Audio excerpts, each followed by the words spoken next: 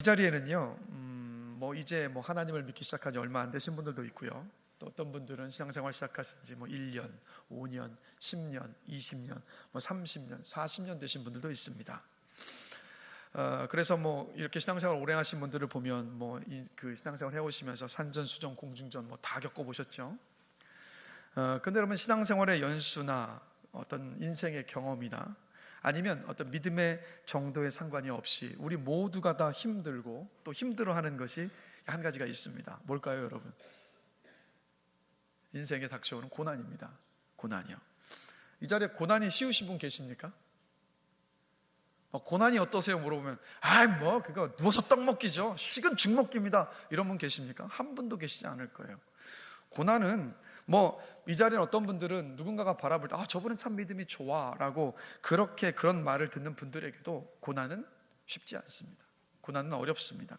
그러면 목회자인 저에게 고난은 쉬울까요? 어려울까요? 그래도 쉽다고 해주시면 좋을 텐데.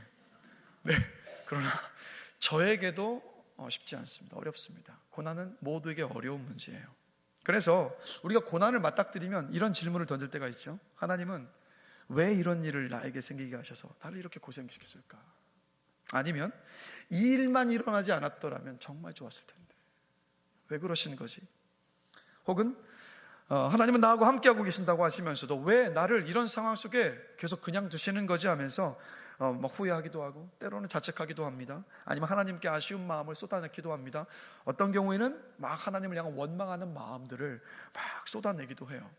그래서 여러분, 이 고난이라는 문제를 우리 인생 속에서 한번 생각을 해보면 결국에는 어떤 문제냐면 결국엔 여러분 믿음의 문제라는 것을 알 수가 있어요. 결국엔 믿음의 문제.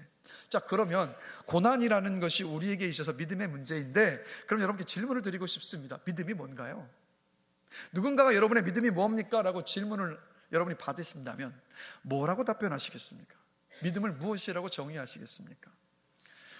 기독교 대백과사전을 보면요, 믿음을 이렇게 정의를 하고 있습니다. 믿음은 어떤 사물에 대한 신념과 어떤 사람에 대한 신뢰를 가리키는 말이다. 신학에서 믿음이란 인간이 절대자 또는 초월자를 이해하는 것을 나타내는 표현이다. 믿음은 새로운 지식을 발견하는 것과는 대조적으로 계시에 응답하는 것이다 라고 정의를 해요. 자, 믿음은 바로 뭐에 대한 거냐면 하나님에 대한 겁니다. 그래서 믿음이 계시에 응답하는 것이다 라고 지금 이 기독교 대백과사전에서 정의를 했는데, 계시가 뭐냐면 하나님께서 스스로 자기 자신을 나타내 보여주신 것을 가리켜서 계시라고 합니다. 그래서 하나님께서 자기 자신을 나타내셨을 때 자기 자신을 나타내신 하나님께 대해서 우리가 보이는 반응, 그게 바로 믿음이라는 말이에요. 그래서 믿음이란 뭐냐? 바로 쉽게 얘기하면 하나님에 대한 우리의 반응입니다. 더 쉽게 말씀드리면 믿음은 뭐냐? 하나님에 대한 우리의 신뢰예요. 이게 바로 믿음입니다. 그래서 기독교 대백과사전에서 믿음에 대해서 이어서 또 계속해서 이렇게 믿음에 대해서 설명을 합니다. 성경에 있어서 신앙의 대상은 하나님이시고 이 최고의 인격화는 하나님께서 한 인간의 생명으로 자신을 계시하셨으며, 따라서 우리 주 예수 그리스도의 아버지로 불리어지시는 신약의 선언에서 이루어져 있다. 이것에 의하면 신앙이란 1차적으로 신념이기보다는 신뢰이며 추상적인 지식이기보다는 인격적인 관계의 문제이다. 자, 마지막 문장이요.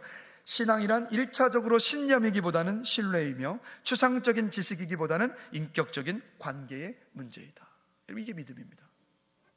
그래서 성경에서 말하는 믿음은 뭐냐면 바로 인격이신 하나님에 대한 신뢰를 말해요.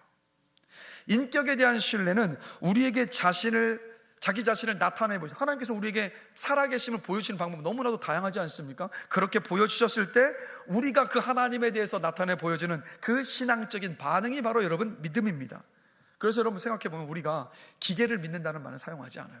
왜냐하면 기계는 고장이 나면 어떻게 해야 됩니까? 우리가 고쳐서 쓰는 거지, 우리가 기계야 좀 제발 좀 스스로 고쳐서 다시 좀 내가 사용할 수 있도록 좀 해줘라 이렇게 부탁하는 대상이 아니에요. 왜 그렇습니까? 인격이 아니니까. 인격적인 존재가 아니기 때문에. 그래서 여러분, 믿음은 인격을 가진 존재와 인격을 가진 존재 사이의 관계에서 생겨나는 것이 바로 여러분 믿음입니다. 그래서 믿음은 상대방에게 기대감을 가지고 설득하는 과정에서 생겨나게 되는 바로 그 신뢰 관계. 그래서 우리가 하나님을 믿고 있다라고 말을 하고 있다면, 그렇게 고백을 하고 있다면 그 말은 뭐냐면 나는 하나님을 신뢰하며 삽니다라는 뜻이에요. 나는 하나님과 인격적인 관계 안에 있습니다라는 고백이에요. 자, 질문 드릴게요. 하나님을 믿으십니까? 하나님을 신뢰하십니까? 그런데 어떻게 하나님을 믿게 되셨습니까? 어떻게 하나님을 신뢰하게 되셨습니까? 어떻게 여러분의 입술을 열어서 나는 하나님을 믿습니다, 나는 하나님을 신뢰합니다라는 고백, 여러분 어떻게 하시게 되셨습니까? 믿음은 제가 두 인격성의 관계라고 말씀을 드렸잖아요. 그래서 여러분, 내가 상대방을 모른다면 상대방이 없는 것과 마찬가지입니다. 그래서 없는 대상에게는 믿음이 생겨날 수가 없어요. 자, 그럼 우리가 하나님에 대해서 생각을 해보면, 하나님은요 어떤 분이십니까? 우리가 더듬어서 찾을 수 있는 분이 아니에요. 하나님은 우리가 찾아낸다고 해서 찾아져서 만날 수 있는 그런 분도 아니십니다. 왜 그런가요? 자, 로마서 3장 10절에서 12절 말씀 보겠습니다. 같이 읽겠습니다.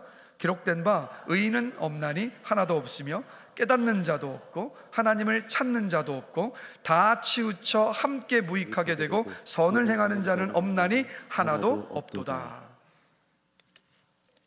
자, 우리 가운데 하나님을 먼저 찾은 사람은 단 한 사람도 없습니다. 우리 가운데 하나님께 먼저 나를 좀 구원하여 달라고 물은 사람도 없습니다. 우리 가운데 하나님을 알고 싶고 만나고 싶다고 먼저 찾고 구했던 사람도 단 한 사람도 없습니다. 왜 그렇습니까? 우리는 다 죄인이거든요. 죄인이기 때문에 하나님과의 관계가 끊어져 있으니까. 그럼 또 어떤 분들은 왜 죄인이냐? 여러분, 로마서 6장 23절에서 이렇게 말씀하고 있습니다. 죄의 삭은 사망이다. 보십시오. 이 땅의 모든 사람들을 다 보시면 갓난 아이도, 어린 아이도, 청소년도, 청년도, 장년도, 노년의 사람들도 모두 어떻습니까? 모두 죽어요. 한 사람도 예의 없이 죽습니다. 뭘 말하는 겁니까? 죄의 삭시 죽음인데 모든 사람이 죽었다, 이 말은 모든 사람이 죄인이라는 거예요. 그래서 죄인은 어떤 사람입니까? 하나님과의 관계가 끊어져 있단 말이에요. 그래서 알 수가 없어요. 우리 힘으로 하나님을 알래야 할 수도 없고 만날 수도 없습니다. 이런 우리에게 하나님께서 어떻게 하셨습니까? 자, 로마서 5장 6절 보실까요? 같이 한 목소리 한번 읽어보겠습니다. 우리가 아직 연약할 때에 기약대로 그리스도께서 경건하지 않은 자를 위하여 죽으셨도다. 자, 여기 보시면 우리가 아직 연약할 때 경건하지 않은 자라는 이 말은 모두 어떤 뜻이냐면, 우리 모두가 다 예수 믿기 전에 하나님에 대한 감각도 없었고 요구도 없었고 노력도 없는 그런 존재였다는 말이에요. 여러분, 오늘이 어떤 날입니까? 종려주일입니다. 이 종려주일이 무슨 날입니까? 예수님께서 죄인인 저와 여러분들을 위해서 십자가에 달려 죽으시기 위해서 예루살렘에 입성하신 날이 바로 오늘입니다. 그리고 다가올 이번 한 주간이 어떤 주간입니까? 예수님께서 우리 죄를 대신 지시고 십자가의 고난을 받으시고 죽으시기 위해서 고난당하셨던 바로 그 고난 주간이 다가올 한 주입니다. 죄인인 우리를 위해서, 우리를 대신해서 예수님께서 십자가에 못 박히셔서 죽으셨습니다. 자, 로마서 5장 8절도 함께 보실까요? 같이 읽겠습니다. 우리가 아직 죄인 되었을 때에 그리스도께서 우리를 위하여 죽으심으로 하나님께서 우리에 대한 자기의 사랑을 확증하셨느니라. 아멘. 자, 십자가에서 예수님께서 죽으시면서 우리에게 확증하여 주셨던 것이 뭐예요? 하나님이 우리를 사랑하신다는 거. 자, 이걸 왜 알 수 있느냐? 왜 그렇습니까? 자, 우리는 죄인이에요.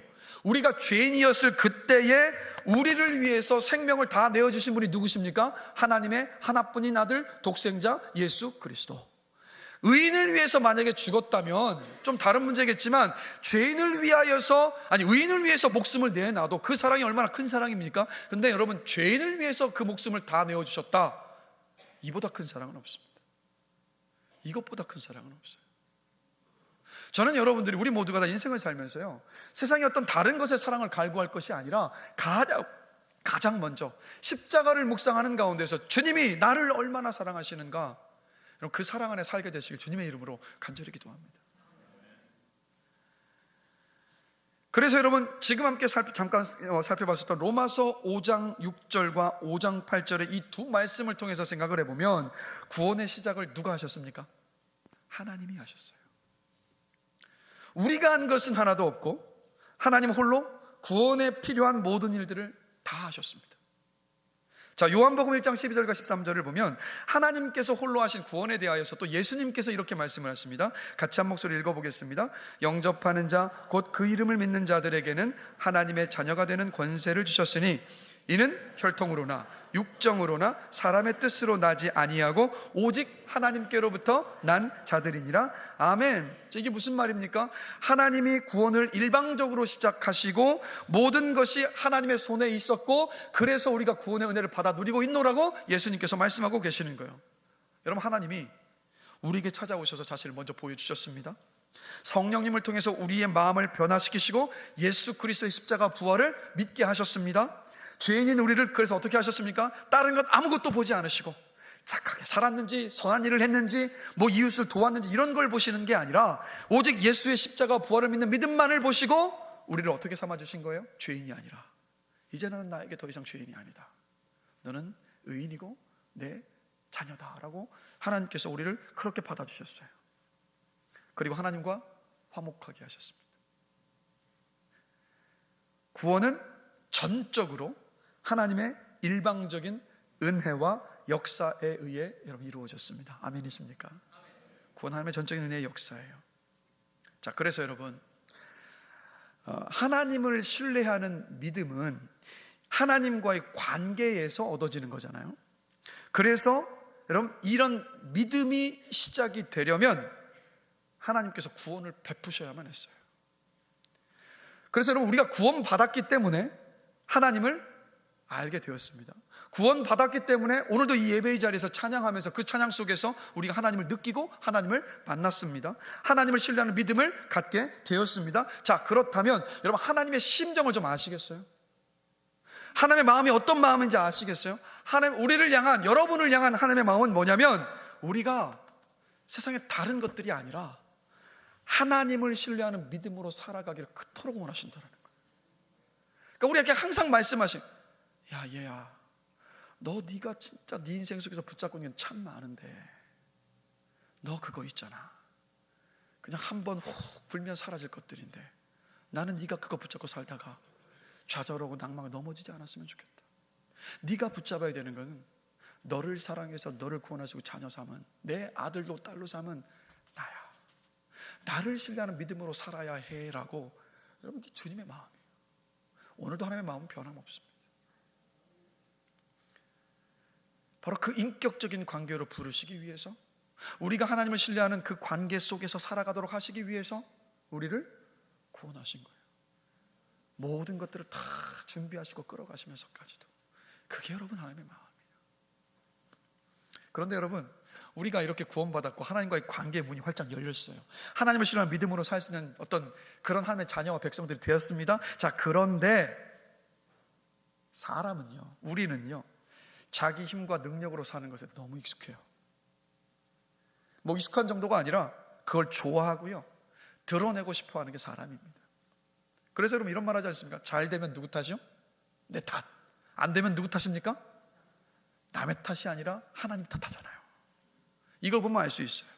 이런 우리들이기 때문에 하나님은요, 우리가 하나님을 신뢰하며 살도록 하시기 위해서 설득하시고 또 설득하시고 또 설득하신다. 설득하시고 또 설득하시고 또 설득하셔서 하나님을 신뢰하는 믿음의 자리로 우리를 이끌어 오셨고, 지금도 이끌어 가고 계시고 앞으로도 그 자리로 이끌어 가실 것입니다. 그런데 하나님을 신뢰하는 믿음의 자리로 하나님께서 어떻게 이끌어 가실까요, 여러분? 물론 여러분, 많은 방법들이 있어요. 은혜를 베푸시기도 하고요, 아니면 믿음의 공동체를 통해서 하시기도 하지만, 우리가 돌아보면 하나님을 정말 신뢰하는 믿음의 자리로 이끄시는 하나님의 가장 주된 방법이 뭐냐 생각해보면 그게 바로 뭐냐면 인생의 고난이에요. 고난이라는 인생의 광야예요. 왜 하필 고난을 통해서 그렇게 하실까? 왜냐하면요, 그러니까 우리는 우리 자신을 잘 알아야 되는데, 여러분, 우리는 편안하고 안락하면 하나님을 찾나요? 찾지 않나요? 안 찾습니다. 우리는 편안하고 안락하면 하나님 찾지 않아요. 하나님 의지하지 않습니다. 왜요? 굳이 하나님이 없어도, 굳이 하나님 찾지 않아도, 굳이 하나님을 의지하지 않아도 어떻게 느껴요? 내 인생에 별 문제가 없다고 느끼기 때문에. 근데 이게 참 위험합니다. 내 인생의 모든 것들이 어떤 육신적으로 맞닥뜨리는데 환경들이 아무 문제가 없으니까 내 영이 죽어가는 걸 몰라요.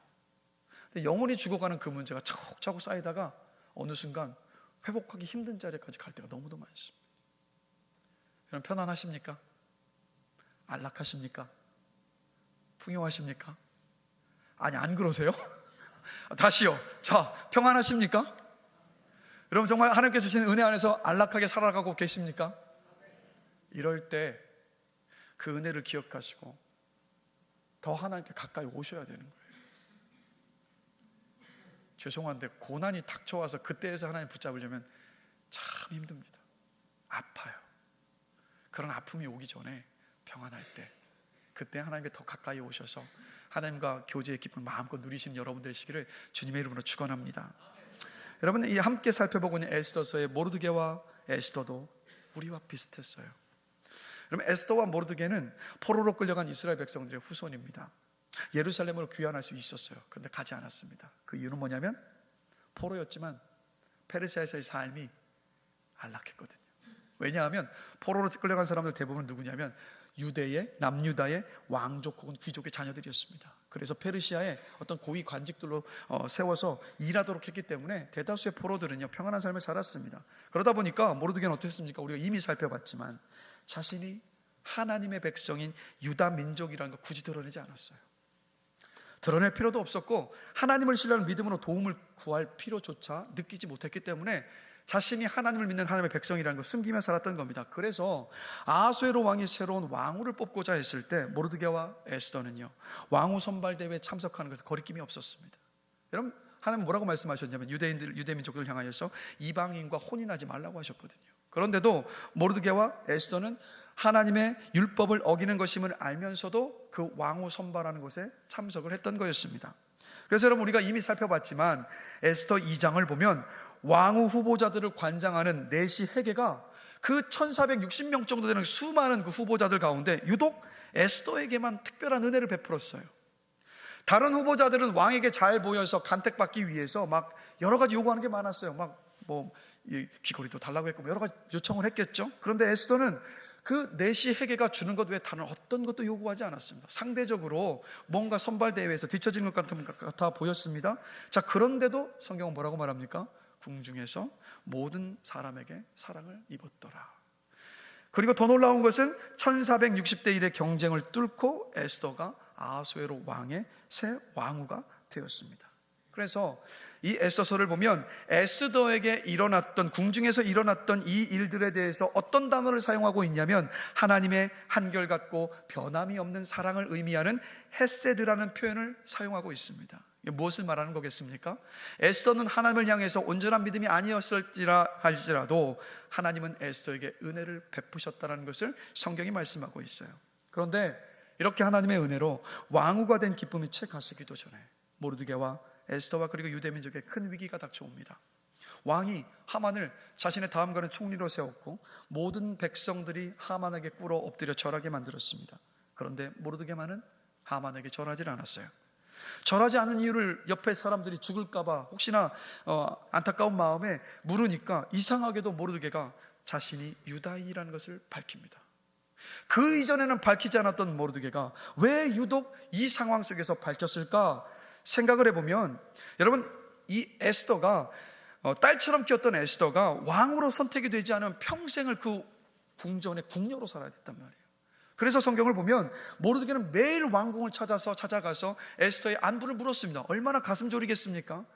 궁녀로서 비참한 삶을 살 수 있는 그 놓여져 있는 상황이다 보니까 그런 마음을 가지고 궁중에 매번 드나들어서 에스더의 안부를 물을 수밖에 없었던 거예요. 자, 근데 말씀 함께 볼게요. 잠언 16장 33절 한 목소리로 읽어보겠습니다. 제비는 사람이 뽑으나 모든 일을 작정하기는 여호와께 있느니라. 잠언 21장 1절 말씀도 같이 읽겠습니다. 왕의 마음이 인도하시는도다. 아멘. 즉 모르드게가 이 말씀처럼 느꼈던 거예요. 에스더가 왕궁에서 특별하게 받은 그 은혜도 1460대 1의 경쟁을 뚫고 왕후가 된 것도 하나님의 은혜였구나. 하나님의 은혜를 안 이상 더 이상 숨길 수가 없었던 거예요. 우리도 그렇지 않습니까? 하나님의 은혜를 크게 입으면 우리 어떻게 합니까? 입을 열 때마다 우리 고백하잖아요. 하나님이 하셨다. 모르드게가 그랬던 거예요. 은혜를 알고 나니까 더 이상 숨길 수가 없었어요. 그래서 나는 유다인입니다. 그래서 나는 하나님 외에 저 하만에게 꿇어 절할 수 없습니다라고 했던 거예요. 그런데 이 일로 인해서 크게 분을 품은 하만은 모르드게뿐 아니라 유다 민족 전체를 말살하기 위해서 왕에게 거액의 돈을 바쳤습니다. 그리고 왕이 허락을 받아냅니다. 온 나라의 유다 민족을 죽이라는 왕의 조서를 배포합니다. 하루아침에 유다 민족 전체가 멸망당할 그런 위기에 처합니다. 모르드게는 에스더를 찾아갑니다. 왕에게 찾아가서 우리 민족을 좀 살려달라고, 네가 좀 간청해달라고. 그러나 에스더가 말하죠. 지난 30일 동안 왕의 부름을 난 받지 못했습니다. 왕의 부름을 받지 못한 상태 왕 앞에 나아가면 나는 죽을 수 있습니다. 그래서 못합니다라고 이런 제하에 거절합니다. 그러나 모르드게는 어떤 사람이 어떻습니까? 지금 하나님의 일하심과 은혜를 이제 보고 있었잖아요. 그걸 알고 있었잖아요. 그래서 에스더에게 이렇게 질책합니다. 에스더 4장 14절 같이 한 목소리 한번 읽어보겠습니다. 내가 왕후의 자리를 얻은 것이 이때를 위함이 아닌지 누가 알겠느냐? 모르드게만큼은 아니었겠지만 이 질책하는 모르드게의 말을 들은 에스더는요, 자신이 궁중에서 입었던 은혜와 왕으로 선택된 모든 일들이 그래 맞아 하나님의 일하심이었다는 것을 어렴풋이 이제는 알게 되었어요. 그래서 모르드게의 말을 듣자마자 어떻게 합니까? 내가 3일을 금식하며 기도하겠습니다. 저를 위해 기도해 주십시오. 그리고 죽으면 죽으리라는 심정으로 그 3일 뒤에 왕께 나아가겠습니다라고 답변을 합니다.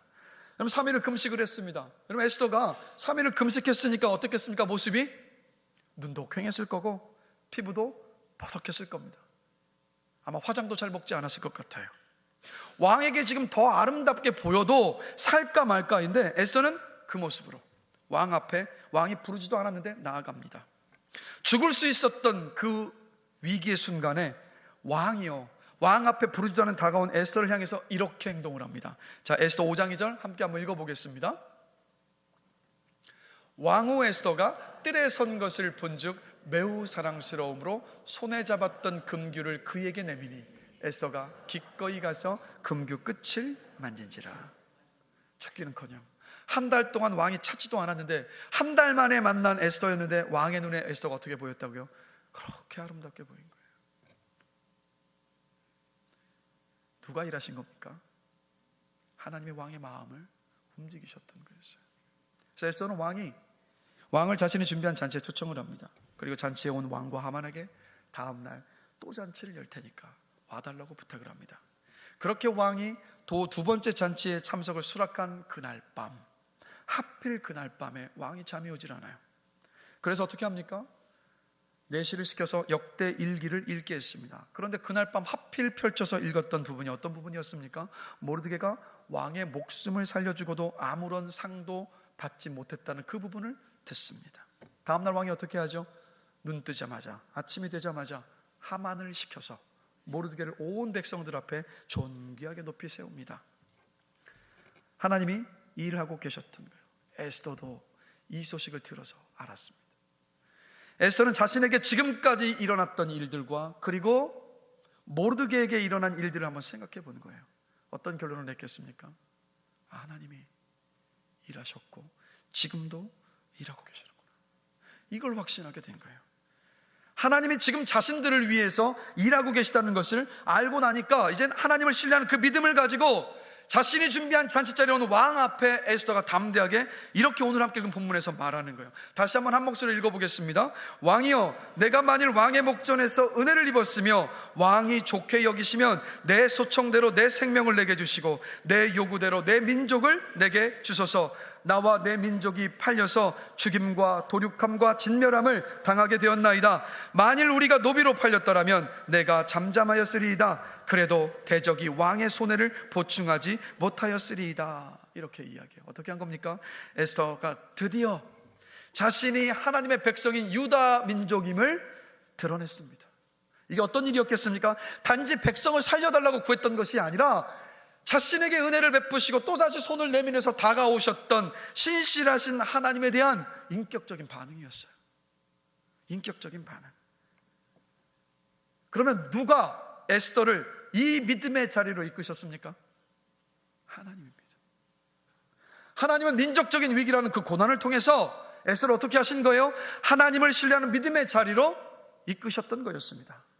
이것을 통해서 우리가 무엇을 알 수 있냐면 하나님은요, 우리 인생의 내리막처럼 보이는 고난과 실패와 역경의 시간들을 통해서 우리를 다듬으십니다.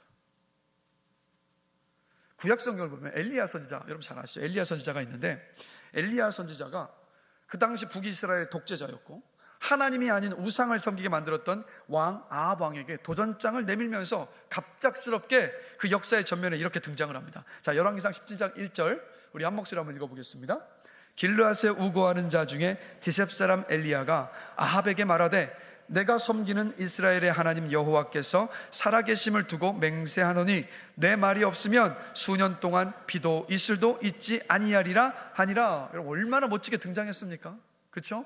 독재자인 왕 앞에, 하나님을 버리게 만들고 우상을 섬기게 만들었던 왕 앞에 너무도 멋지게 당당하게 등장을 한 거예요. 자, 그런데 이상하게도요, 하나님은요 이렇게 당당하게 등장했던 엘리야를 광야로 내모셨습니다. 자, 열왕기상 17장 2절과 3절 함께 보시겠습니다. 같이 함께 읽겠습니다.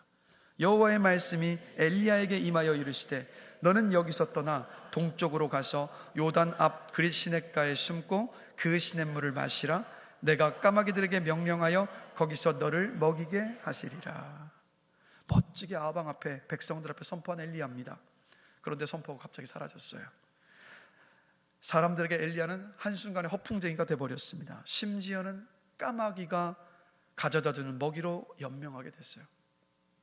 어떤 분들은 까마귀가 먹이를 물어다 주니까 야, 나도 그것 좀 경험해 봤으면 좋겠다 이런 생각하시는 분이 혹시 계실런지 모르겠는데, 여러분 한번 생각해 보십시오. 까마귀가 물어다 주는 거 그거 돼봤자 얼마나 큰 거겠어요? 그거 먹고 사는 인생을 얼마나 초라합니까? 얼마나 비참합니까? 엘리야가 그런 초라한 상황 가운데 있었던 거예요. 나중에는 어떻게 되냐면 그 시냇물까지 말라서 먹을 것이 없어서 한 움큼의 밀가루를 가지고 아들과 단둘이 살고 있어도 한 가난한 과부 집에 얹혀서 삽니다. 엘리야로서는 얼마나 수치스러운 상황입니까? 그런데 여러분, 하나님은요 모든 하나님의 사람들을 자존심과 체면과 인간이 가진 모든 것을 다 잃고 납작 엎드려서 수치를 경험하는 때를 지나게 하십니다. 하나님이 그런 시간을 허락하세요. 이런 시간을 통해 어떤 일이 벌어지냐면, 이런 시간을 지나가면서 겉으로는 점잖아 보이고 믿음이 대단한 것처럼 보이지만 작은 일에 벌벌 떨고 별일 아닌 것에 분노하고 나를 위해서는 물불을 가리지 않는 초라하고 부끄러운 자신을 하나님 만나게 하세요. 이런 시간을 지나면서 우리는 진짜 모습을 보게 되고, 진짜 모습을 보게 되는 그 순간 어떻게 됩니까? 기고만장했었던 그 고개를 내리고 고개를 숙이고 하나님 앞에 겸손해져요. 하나님을 온전히 신뢰하고 의지하는 것이 무엇인지 이제 그때서야 여러분 배웁니다. 엘리야에게 그렇게 하셨던 거예요. 여러분, 엘리야가 이렇게까지 낮아지고 진짜 자기 자신의 모습을 보고 겸손해져서 하나님을 온전히 신뢰하는 믿음의 자리에 서게 된 후에 벌어진 사건이 어떤 사건인지 아십니까? 바로 열왕기상 18장에 가보면 갈멜산 꼭대기에서 바알과 아세라 선지자 850명과 싸워서 이긴 영적인 승리의 역사예요. 하나님을 온전히 신뢰하는 믿음 안에 세워졌었기 때문에 믿음으로 담대하게 엘리야는 어떻게 합니까? 우리와 똑같은 성정의 사람이었지만 제단에 불을 내려 달라고 하나님께 믿음의 기도를 했고, 하나님께서 그 기도를 들으시고 그 제단에 불을 내리셔서 그 영적인 승리를 거두게 하셨던 거였습니다. 우리는요 이 엘리야를 보면서 엘리야가 거뒀던 대단한 그 승리를 기억하지만, 여러분, 하나님은 그 승리가 목적이 아니에요. 하나님의 목적은 그 승리가 아니라 뭔지 아십니까? 엘리야가 하나님을 온전히 신뢰하는 믿음의 자리에 서는 것, 그게 하나님의 목적이에요. 우리를 향해서도 똑같습니다. 우리 교회 성도님 가운데 자녀 한 명이 지금 유학 중이에요. 일단 집 떠나면 뭐죠? 집 떠나면 고생입니다. 그죠? 집 떠나면 고생인데 거기에다가 머리가 좋은 학생들과 공부를 하려고 하니까 얼마나 힘들겠습니까? 외국 학생들과 치열하게. 그러니까 이제 통화를 할 때마다 힘들다고 그렇게 볼멘 소리를 자주 했다는 거예요. 근데 요즘은요 달라졌다는 거예요. 그래서 통화를 해보면 그 한인 교회와 교회 또 기도 모임과 그 소그룹 모임에 예배에 그렇게 열심히 간다는 겁니다. 그래서 왜 이렇게 하겠습니까? 다른 이유는 없어요. 하나님 붙잡아야 사니까. 하나님 붙잡기 위해서. 그래서 이렇게 고백한다는 겁니다. 왜 엄마가 교회에 가서 예배드리고 기도해야 한다고 했는지, 왜 교회 안에 모임에 열심히 참여해야 한다고 하셨는지 이제 알 것 같아요라고요.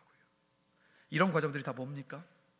하나님께서 하나님을 신뢰하는 믿음의 자리로 이끌어 가고 계신 거예요. 이 자리에는 그런 분들 많이 계실 겁니다.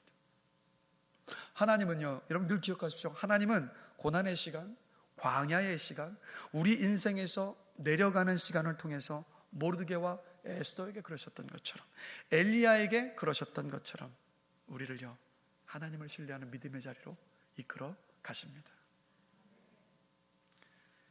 그래서 우리는요, 고난을 통해서 하나님을 새롭게 만나요. 고난을 통해 하나님을 새롭게 만나요. 이전에 알고 있던 하나님이 아니라 우리는 고난을 통과하면서 더 놀라운 하나님을 만납니다. 다윗을 한번 생각해 볼까요? 사울의 시기와 질투 때문에 다윗은 광야로 내몰렸습니다. 광야는 어떤 곳입니까? 고난이었고 단절이었고 외로움이었고 고통이었습니다. 다윗은 그곳에서 납작 엎드려서 하나님밖에는 찾을 것이 아무것도 없었어요. 그런데 납작 엎드린 그곳에서 하나님을 이전보다 더 선명하게 보기 시작했습니다. 하나님은 그 화려한 왕궁에서가 아니라 막 골리앗을 넘어뜨리는 화려한 전장에서가 아니라 바로 다윗이 낮아질 대로 낮아진 그곳에서 가장 잘 보이는 하나님이셨던 거예요. 그래서 다윗은 광야에서 만난 하나님에 대해서 수많은 시를 써서 하나님을 찬양했습니다. 여러분 시편을 보시면 전체 150편인데 그 가운데 약 반 이상을 누가 썼냐면 다윗이 쓴 시입니다. 다윗이 그 쓴 시가 왕궁에서 쓴 시가 아니에요. 광야에서 쓴 시, 고난 중에 쓴 시입니다. 왜 그랬습니까? 고난을 지나가는 그 광야는 하나님으로 가득한 곳이었기 때문에.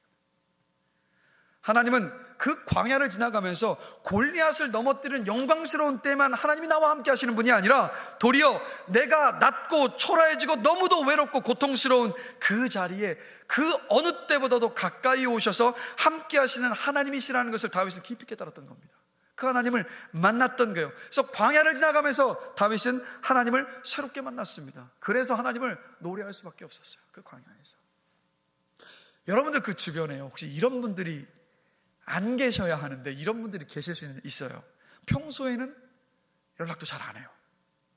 만나자고 해도 바쁘다는 핑계로 안 만납니다.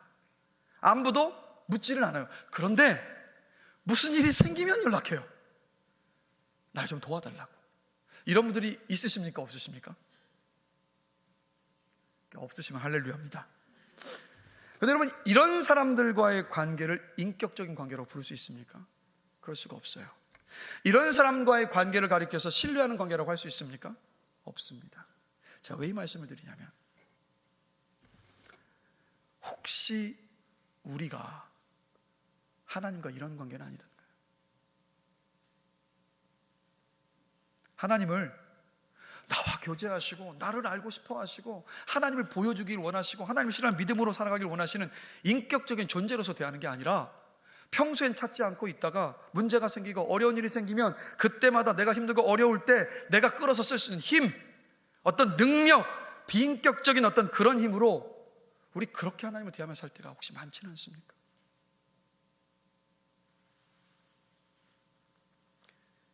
저도요, 하나님을 어떤 인격적인 존재가 아니라 비인격적인 어떤 힘이나 능력을 여기는 그런 때가 저에게도 있었습니다. 필요할 때 부르고 찾고 끌어서 쓸 수 있는 그런 분으로 여길 때가 저에게도 있었습니다. 그런데 크고 작은 인생의 어떤 그 고난들을 통과해 오면서 하나님이 그런 분이 아니시라는 걸 깊이 깨달았어요. 하나님은 어떤 분이셨냐면 제 마음을 아시고 저를 위로해 주시는 분이셨습니다. 제 모든 사정과 상황을 세심하게 지켜보시고 알고 계시는 분이셨습니다. 놀라운 방법으로 문제와 상황을 해결해 주시는 분이셨습니다. 어떨 때는요, 기다리게 하시기도 하시는 그런 분이셨습니다. 이런 것까지 하나님 세심하게 생각하시고 이렇게 챙겨주시는 거예요라고 할 만큼 놀라게 하시는 그런 분이시기도 하셨습니다. 제가 바라고 제가 원하는 뜻대로가 아니라 하나님의 뜻대로 행하시는 그런 하나님이셨습니다. 그런데 지나고 나서 보니까 하나님의 뜻대로 행하셨던 그 일들이 저에게 더 좋은 일인 그런 하나님이셨어요. 하나님은 고난을 지나게 하시면서 저의 모난 인격과 성품을 다듬으시는 분이셨습니다. 이런 모든 시간을 지나면서 하나님은요, 저에게 더 이상 제가 지식으로 알고 있고 배워서 알고 있기 때문에 하나님은 누구십니까? 라고 물었을 때, 네, 하나님은 이런 분이요라고 그냥 무미건조하게 정답 말하듯이 말하는 그런 하나님이 더 이상 저에게는 아니옵니다. 하나님은 저를 만나고 싶어 하시고 저를 알고 싶어 하시고 저와 늘 함께 하시는, 저와 함께 교제하고 싶어 하시는 인격적인 하나님. 저를 사랑하는 사람들이 많이 있지만, 그러나 그 어떤 사람보다도 저를 가장 사랑하시는 분이 바로 하나님이시라는 것을 저는 크고 작은 고난을 지나고 나서야 알게 되었습니다. 그래서 이제는요, 저는 필요할 때만 하나님 찾지 않습니다. 그냥 모든 순간이 하나님과 대화할 수 있는 시간이 되었어요. 하나님께서 침묵하시는 것처럼 보이는 그 순간에조차도 여전히 저도 의심을 가지고 흔들릴 때가 있습니다.